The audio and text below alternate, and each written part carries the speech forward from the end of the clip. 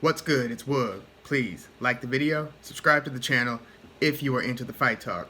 We've got Joseph Parker, 28 wins and 2 losses, taking on Derek Chisora, 32 wins and 10 losses. 10 losses now. Damn. So I've noticed that on the artwork for this fight, they actually have Derek Chisora kind of positioned as the A side and Joseph Parker as the B side.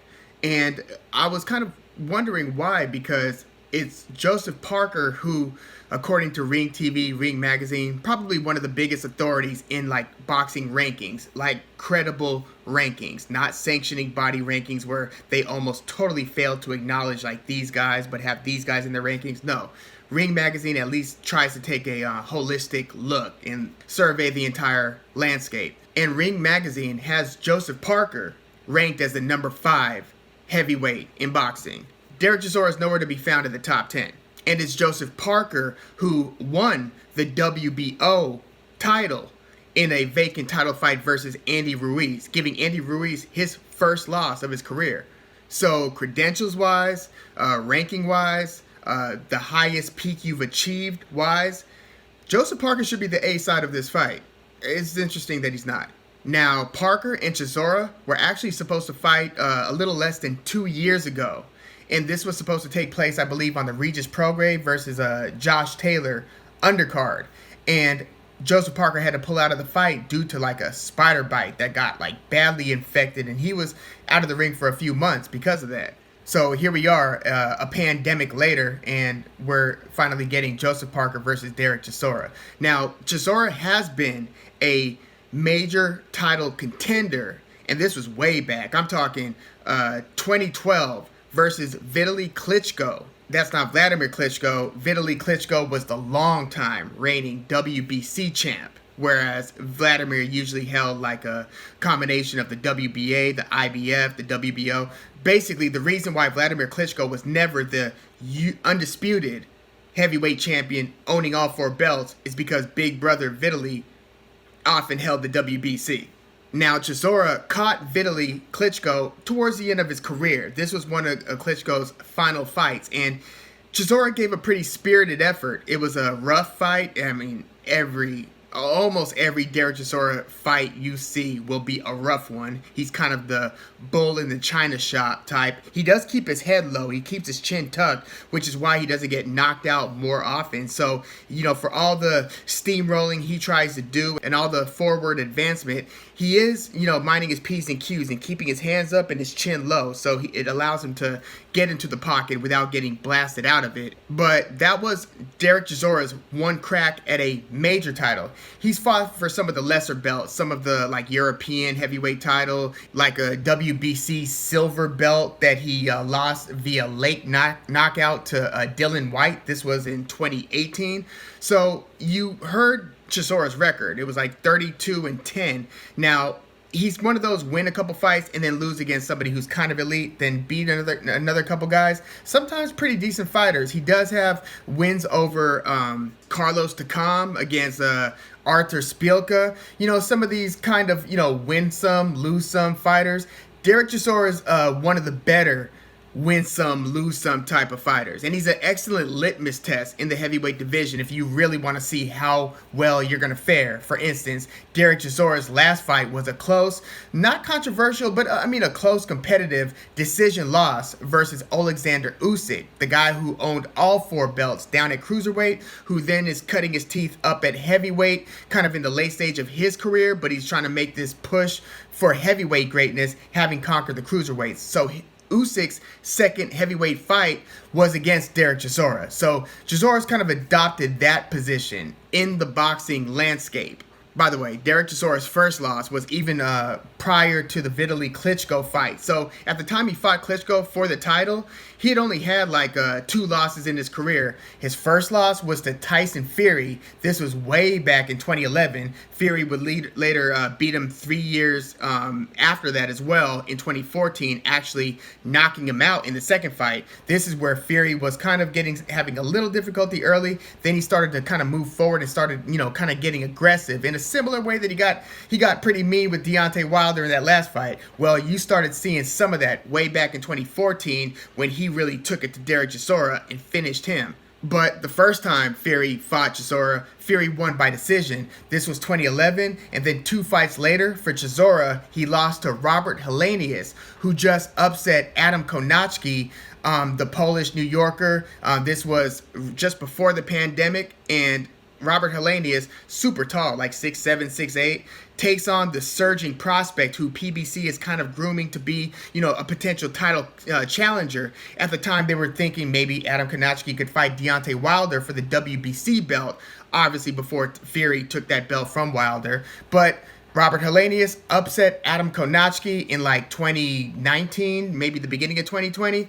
But even 10 years before that, Helenius beats Derek Chisora, handing Chisora his second loss in a pretty split in terms of like the public sentiment about this fight. You've got a lot of people who thought Chisora won that fight and a lot of people who thought that Helenius won that fight. I kind of thought Chisora deserved the decision. It was really close, and Helenius was awarded that win. But besides that, you've got to be like a top fighter or a near elite fighter to beat Derek Chisora, because his other losses come against Kubrat Pulev, Dylan White, who has now beaten Chisora twice, first by split decision, the second time a couple years later by knockout, and then Oleksandr Usyk in Chisora's latest fight. Now, Joseph Parker, as I mentioned, was a WBO champ, beating then undefeated Andy Ruiz Jr. for the WBO title. And I kind of feel like I have to say, anytime I mention the WBO belt, that out of the 4 major belts, the WBO is usually the kind of sketch one, where it's not usually the best fighter in the division who owns only the WBO belt. Now, there are rare exceptions, like some people think Terrence Crawford is the best at 147. He happens to be the WBO champ. But in most cases, the best champion in the division is either going to have the WBC or the WBA belt. Rarely is it the IBF or the WBO, but the WBO is especially, if you look at the lineage of the different sanctioning bodies and their respective belts, the lineage of the WBO, you can see that it's usually the champion who most people have never heard of before, who's holding a WBO strap, whereas the one that the public is familiar with is usually, again, the WBC or the WBA champ. Again, there are exceptions, but generally. So Joseph Parker won the WBO champ and even successfully defended it a couple times, the second of which was against Hughie Fury, that's Tyson Fury's brother. Now, Parker had always been kind of a regional sensation down under, and being of Samoan descent, a lot of his early opponents were Samoans from New Zealand, and so he had been kind of building a reputation. Beats Carlos Takam on his way up. One of his last fights before that title challenge against Andy Ruiz for that vacant belt, which Parker won. He beat Carlos Takam. He beat Alexander Dimitrenko by knockout in the 3rd round just after that. So Joseph Parker, even at a young age, was a very highly touted heavyweight, wins a belt, defends it successfully a couple times, and then he loses it via decision against Anthony Joshua. And this was just after AJ's sensational, dramatic late knockout win over Vladimir Klitschko. And then he fought Carlos Takam once, stopping him late in the fight. And then AJ fights Joseph Parker in a title unification match. And it was a pretty close fight. AJ kind of fought more in the way that he fought against Andy Ruiz Jr. the second time, where there was more movement. He didn't want there to be a lot of standing toe-to-toe and just letting long combinations go. He was the one who was kind of on the move, even though obviously Parker wanted to, jump in and out of harm's way. He wasn't trying to just hang around and get blasted by a counter left hook either. So Joseph Parker didn't really take too many super flush AJ punches. And the fight was kind of weird in that, the referee, I had never seen that ref before that fight, and I'm not sure I've seen him since. It was kind of bizarre. It's one of those fights where you're watching it and you even laugh a couple times because of how ridiculous some of the moves the referee's making in terms of when he's breaking them up, how involved he's getting in this fight that he doesn't really need to be that involved in. Instead, just let him fight a little bit on the inside. So this was a frustrating fight to watch. Another one of those types of fights, by the way, was Vladimir Klitschko versus Alexander Povetkin back in the day, when you had an undefeated Povetkin trying to challenge the great Vladimir Klitschko, and Vladimir Klitschko kept jabbing and then grabbing, holding, putting weight down on Povetkin's back. It was almost unwatchable. Well, Joseph Parker versus AJ, it wasn't that bad, but you feel like you didn't get to see the fight naturally develop. That's at least what I was thinking as I'm watching the fight. AJ gets awarded a pretty close decision. I didn't think the scorecards were reflective of the fight that I saw. It was a pretty clear unanimous decision for AJ. I thought maybe a split decision was warranted. It was a nearly even fight. And that was the first time that Anthony Joshua had been taking the distance. At that time, both he and Deontay Wilder had knocked out every opponent they'd fought, except for Wilder, who won his WBC title by decision against Bermane Stiverne, but then comes back in a later fight versus Stiverne and ends up knocking him out. So technically had knocked out all of his opponents up until that time. AJ, all of his fights at that time that he fought Parker had ended in knockout. So Parker pushed AJ the distance, and then about like 3-4 months later, Parker fights Dillian Whyte. And this was a tough fight as well, man, because I mean, you talk about just getting the brunt end of bad luck. It's like there was a head clash that the ref called a knockdown, and it wasn't just like some sort of a flash. Like, Parker was kind of rocked by that headbutt. It was really bad. It almost reminded me of when Shane Mosley got headbutt by Vernon Forrest just before Vernon Forrest knocked Mosley down for the first time, and, you know, obviously took his title in that fight via decision. Mosley survived, but the headbutt I felt was like the first domino to fall in a series of dominoes that just led to bad things. And in this case, I feel like it took Parker a few rounds to even get right once he got blasted by that headbutt and knocked down by Dillian Whyte. Now, there was another knockdown in that fight that I truly think that was a deserved, legitimate knockdown, and it was ruled as such. But Joseph Parker's basically kind of having to rally a little bit. You hear the commentary, and they're talking about Joseph Parker's just too nice of a guy in there. You see Dillian Whyte, he's getting after it. He's just fighting in a very rough and tumble way, showing Joseph Parker no respect. Meanwhile, Joseph Parker's the one who's trying to tap gloves after every round. And, you know, the commentators were pretty frustrated by that behavior in a moment that's so critical. You need to, like, put your foot on the gas and really lay it to this guy, man, because you're going to come out of here with a 2-fight losing streak if you don't turn this around. Well, several more rounds would have passed, and then basically, by the time it's damn near too late, Joseph Parker then turns it up, hurts Dillian Whyte in the 12th round, almost knocks him out, knocks him down. Dillian Whyte's basically holding on by the end of this thing, but it was too little too late. Dillian Whyte wins that one, also via unanimous decision. Very disappointing loss for Joseph Parker. Even if there were, you know, some things that were out of his control, you know, like the headbutt, ruled a knockdown. By the way, if that wasn't ruled a knockdown, then you've got like a split draw. So think about the ramifications in that missed call. Joseph Parker really paid for that error. But he comes out of it losing 2 in a row. Decision against Anthony Joshua, decision against Dillian Whyte. He doesn't have his WBO belt anymore. So he starts this climb, and he's had about 4 fights since. He's TKO'd all but his latest opponent. His latest opponent was former amateur rival Junior Fa, who's a very tall, young dude, pretty athletic. He's got a long jab.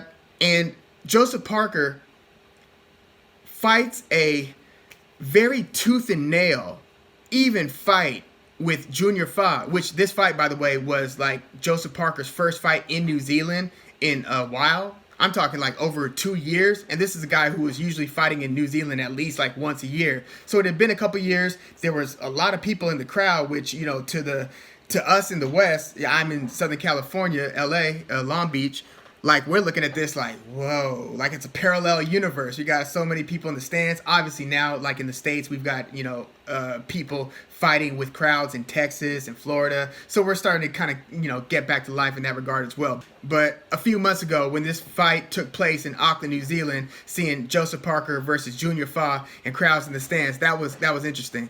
But it's a very even fight between these two, and it was for like a WBO Oriental heavyweight title. That's actually the name of the title. So it's not a hugely consequential belt. It's not one of the 4 major belts. Joseph Parker needs to win another couple fights before he really gets that opportunity. But that fight versus Junior Fa, I thought could have been ruled a draw. Like, this was a dead even fight. And it's crazy. Like, Yeah, Joseph Parker has been scoring some knockouts. He knocked out Alex Leopai, knocked out Shondell Winters in a fight that started off kind of rough. Shondell Winters was throwing pretty hard, but Joseph Parker got him out of there by the 5th round. Alexander Flores, Joseph Parker knocked out in the 3rd round, even though he had hit him a couple times low in that fight, it seemed.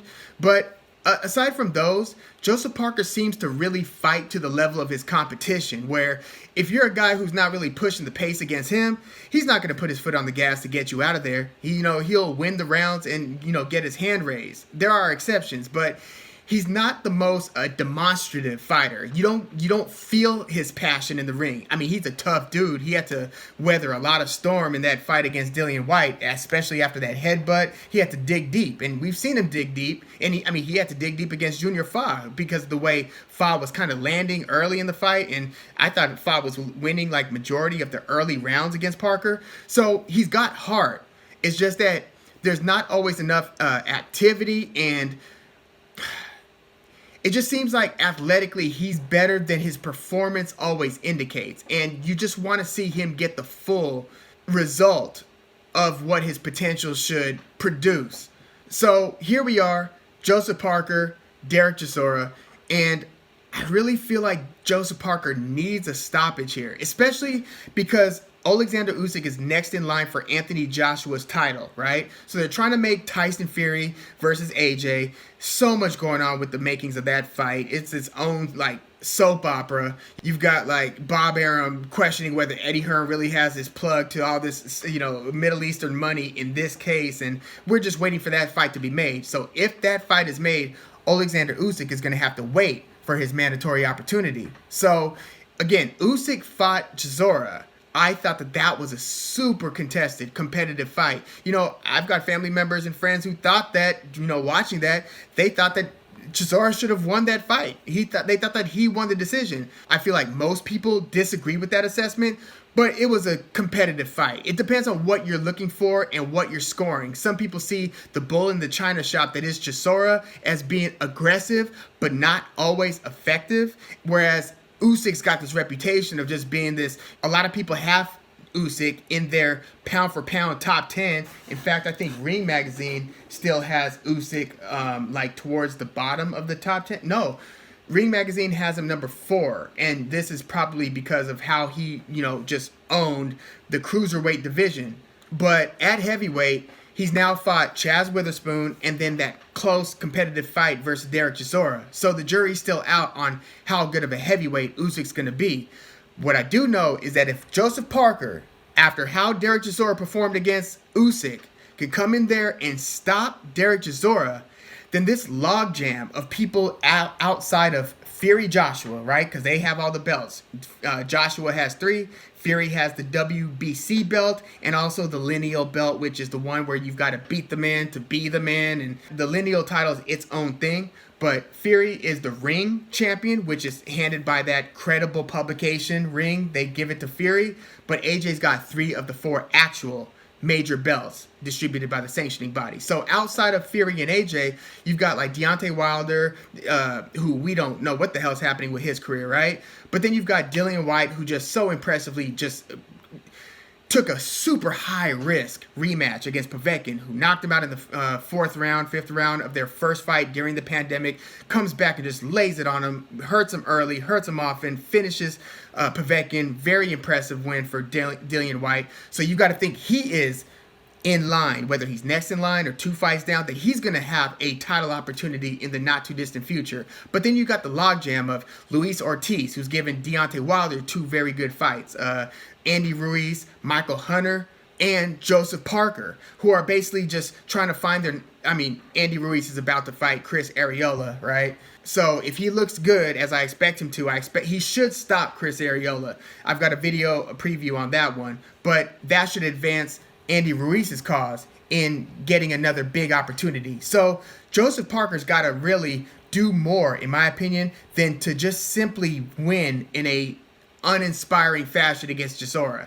If he can make a statement here, then he could really be in line for something major, which I would love to see him. For all the, title win and then losing to Dillian Whyte in that fight and then the road back, he's still younger than 30 years old. Think about that. So Joseph Parker really needs to make a statement. Will Derek Chisora and his rough and tumble style and aggressive, high volume, and not to mention pretty good cardio for somebody who keeps his foot on the gas like that, right? You would expect somebody like that to be finished cardiovascularly and oxygen-wise by like the middle rounds. But Derek Chisora seems to be able to do it over the course of 12. That's impressive, and it's a lot to deal with, right? You've got to really figure out how to tame the proverbial beast and keep him off your ass. And so will Joseph Parker be able to do that? I think he's a precise puncher. I don't know if he's that good of a sharpshooter, but I don't want to see a fight like the one that Joseph Parker had against Carlos Takam way back in 2016, where you're going to the scorecards and you're unsure who won this fight. He needs to make a statement, or else I think he'll be kind of stuck in this heavyweight purgatory, where maybe you could get a nice opportunity against maybe a Michael Hunter, since, you know, Joseph Parker's fighting on the zone, Michael Hunter's on the zone, or Parker versus Usyk, if Usyk is tired of waiting in line.